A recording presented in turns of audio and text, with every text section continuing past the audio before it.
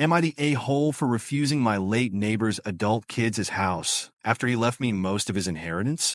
I had a neighbor, Grappa, who was more like family than just the man next door. After my dad died when I was 4, he became a huge part of our lives, constantly helping my mom and me financially and emotionally. Grappa's own kids lived states away and hardly ever visited, maybe 10 times in 24 years. He was lonely, and I became the closest thing he had to a grandson. In the last few months of his life, things got really bad. He lost control of his body and couldn't speak anymore. My mom moved into care for him after doctors recommended house care, and I was there every day after classes. His kids didn't even show up until he was in the hospital 3 weeks before he passed. After he died, they stayed at his house while we waited for the will to be read. The lawyer had already sent notices, and I was initially surprised I received one. I was floored when the will revealed Grappa left me his 3-bedroom apartment in the city, which he had bought some years ago as an investment and was renting it out, and $50K, while his own kids got $75K and his personal possessions. The kicker? Grappa willed his house to be sold,